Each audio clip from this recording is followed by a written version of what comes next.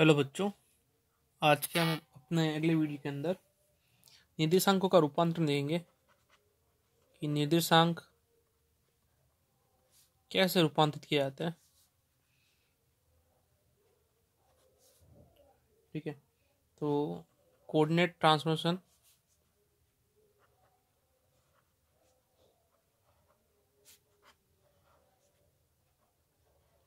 ये अपन चेक करेंगे। क्या होता है कि हम किसी एक निर्देशांक तंत्र के अंदर उसको परिवर्तित करके दूसरे निर्देशांक तंत्र में विशाल संबंध को देखते हैं इसके अंदर। ठीक है, हम कहेंगे कि किसी एक घटना के लिए एक तंत्र में लिए गए प्रेक्षण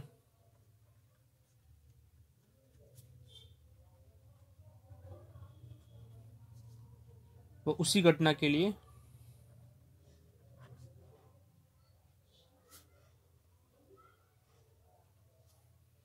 दूसरे तंत्र में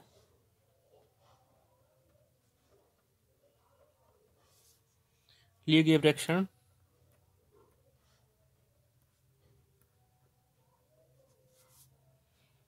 लिए गए प्रेक्षणों के मध्य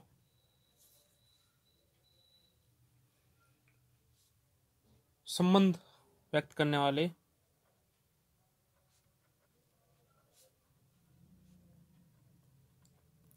समीकरण को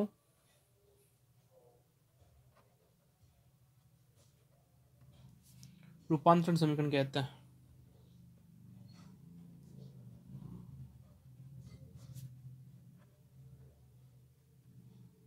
ठीक है, अब क्या होता है कि अपन एक निर्देश तंत्र में संबंध निकालेंगे और फिर दूसरे निर्देश तंत्र में प्रेक्षण लेंगे, उनके मध्य कोई संबंध होगा तो जो समीकरण संबंध प्रदर्शित कर रहा है वो रूपांतर समीकरण कहेंगे। ठीक है, नेक्स्ट, अभी यदि कोई निर्देश तंत्र के मध्य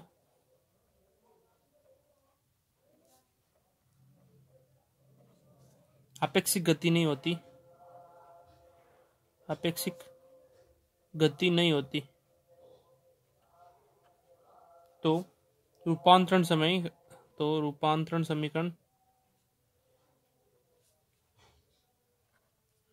अनाश्रित रहता है,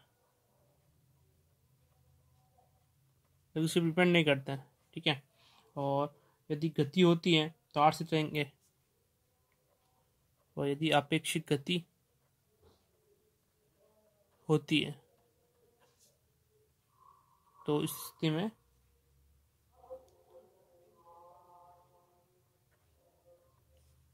रूपांतरण समीकरण आश्रित रहेंगे। ठीक है, अब अपन किसी भी स्थानांतरित निर्देश तंत्र के लिए रूपांतर समीकरण देखेंगे। ठीक है, तो आगे आते हैं अपन नेक्स्ट, स्थानांतरित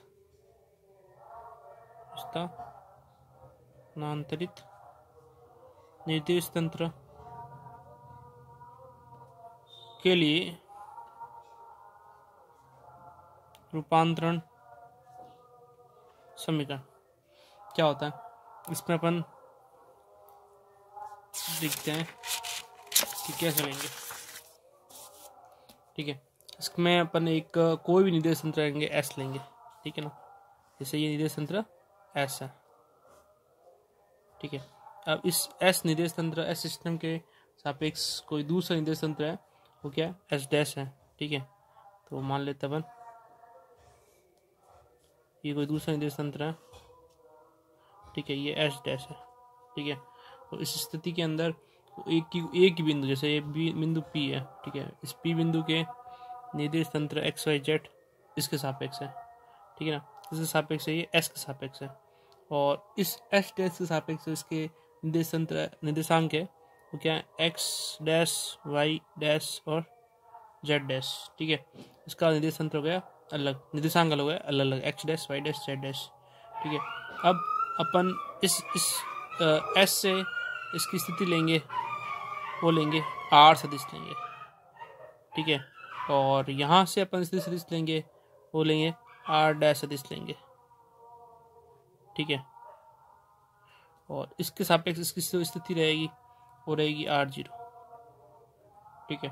अब ये जो x डैश y डैश और ये z डैश है, और ये जो फ्रेम है x, ये y और ये z है, ठीक है। तो अपन यहाँ पे लिखेंगे कि माना दो निर्देश तंत्र s और s डैश है, माना दो निर्देश तंत्र s व s डैश है, ठीक है, जिनमें बिंदु P, ऐसे इनके मूल बिंदु भी अलग होंगे, O और इसका O डैश, ठीक है। बिंदु P, ये बिंदु P मूल बिंदु से इससे है R सदिश व इससे क्या R डैश सदिश स्थिति पर स्थित है, ठीक है।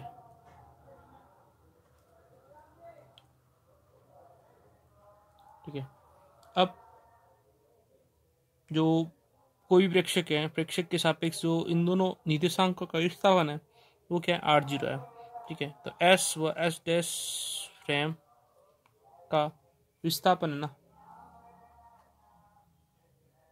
वो क्या है R0 है, ठीक है। अब क्या हो रहा है कि हम इस R सदिश का मान निकालें डायग्राम से, तो R सदिश का मान क्या होगा, R0 प्लस R डैश का सदिश, ठीक है। और इससे अपने R डैश का निर्देशांक आ जाएगा, हो जाएगा R माइनस R0, ठीक है, R माइनस R0 सदिश। अब ये है इसका परिवर्तित निर्देशांक R डैश का, ठीक है। तो हमको पता है वैसे कि ये R0 तो क्या नियत दूरी है, ठीक है ना, R ये है और ये R डैश इसका निर्देशांक है। अब इसी समीकरण का अपन क्या करेंगे, डिफ्रेंशिएटिंग करेंगे, अवकलन करेंगे विद रेस्पेक्ट टू t, ठीक है। तो इस केस में क्या मिलेगा अपन को, dr डैश अपॉन dt, और इसका करेंगे तो dr upon dt minus dr0 upon dt, ठीक है। अब R0 क्या है, नियतांक है, तो इसका dr0 अपॉन dt क्या रहेगा, वो रहेगा 0, इसका 0 रहेगा। बाकी जो बचा है उसको लिखेंगे, तो dr dash upon dt equal dr upon dt। इसका जो स्थित सदिश के सापेक्ष अवकलन है तो वेग हो जाएगा u डैश, इसको लिखते हैं u, ठीक है। तो जो एक विस्थापन सदिश है वो ये मिलेगा, और जो वेग है u डैश अपॉन u मिलेगा, ठीक है। और वापस अपन इसी का क्या करेंगे, अवकलन करेंगे एक बार वो, ठीक है। वेग का अवकलन करने पर अपन को त्वरण मिलता है, इस समीकरण का अवकलन करेंगे, ठीक है। अवकलन करने पर, ठीक है, तो अवकलन किया तो क्या मिला, du डैश अपॉन dt बराबर du अपॉन dt। तो इसका अवकलन हो गया a डैश और इसका अवकलन हो गया a। तो अपन क्या कहेंगे, अपन यहाँ पे ये कह सकते हैं कि किसी भी स्थानांतरित निर्देश तंत्र S डैश में कण के निर्देशांक परिवर्तित हो जाते हैं, कण के निर्देशांक तो क्या हो जाएंगे, परिवर्तित हो जाएंगे, ठीक है। और उसका वेग और त्वरण क्या रहेगा, अपरिवर्तित रहेगा, ठीक है। तो इसका जो फाइनल कंक्लूजन है वो क्या है, आप लिख देंगे, स्थानांतरित निर्देश तंत्र के अंदर, स्थानांतरित निर्देश तंत्र में S डैश में निर्देशांक तो परिवर्तित हो जाएंगे, निर्देशांक परिवर्तित हो जाते हैं, परंतु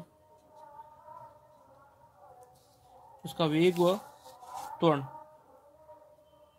उसका वेग व त्वरण समान रहता है, समान होता है, ठीक है।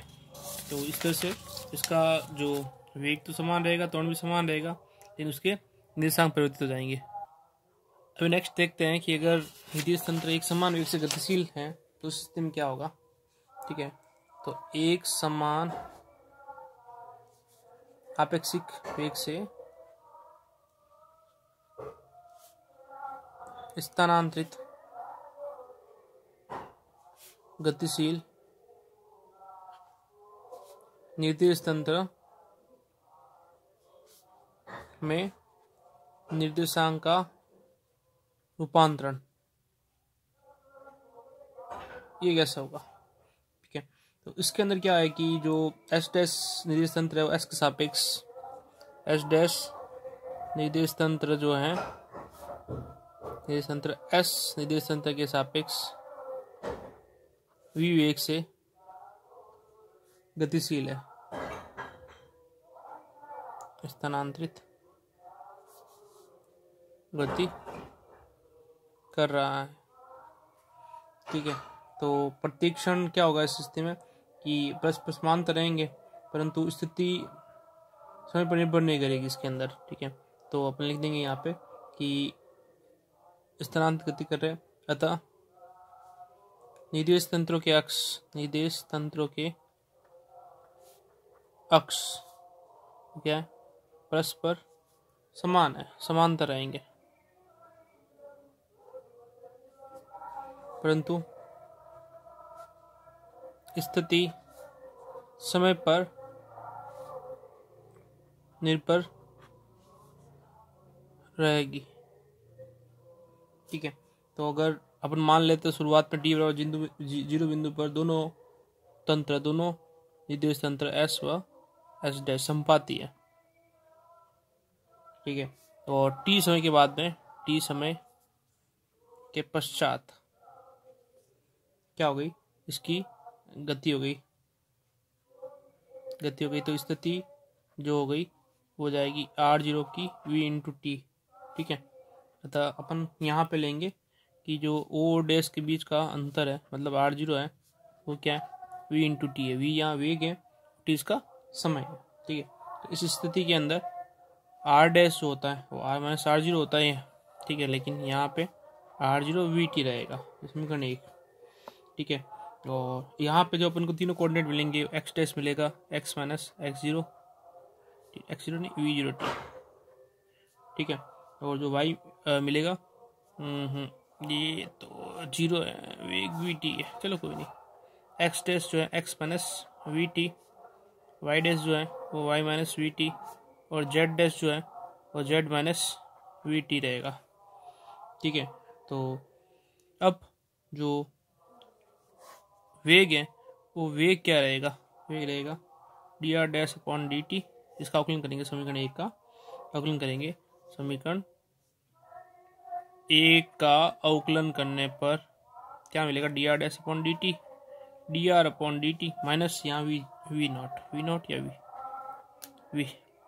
ठीक है, dr बटा dt को u डैश लिखेंगे, ये u माइनस v, मतलब सीधा ये हो गया कि जो वेग है वेग क्या होगा?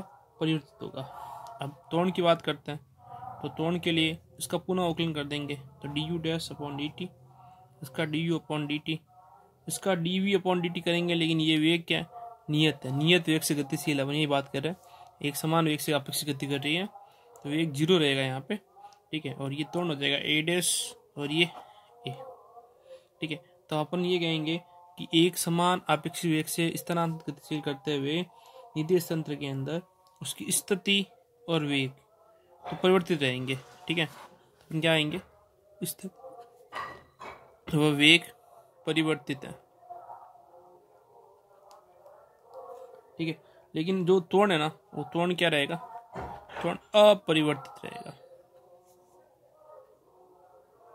ठीक है, तो एक समान वेग से अगर कोई निर्देश तंत्र अपेक्षित गति कर रहा है, ठीक है, उस स्थिति के अंदर उसके स्थिति सदिश समय में निर्भर करेंगे, वेग नहीं करेगा, और जो त्वरण है वो त्वरण क्या रहेगा? नियत रहेगा। त्वरण मतलब एस डैश दोनों के लिए त्वरण क्या रहेगा? समान रहेगा। ठीक है, समान रहेगा।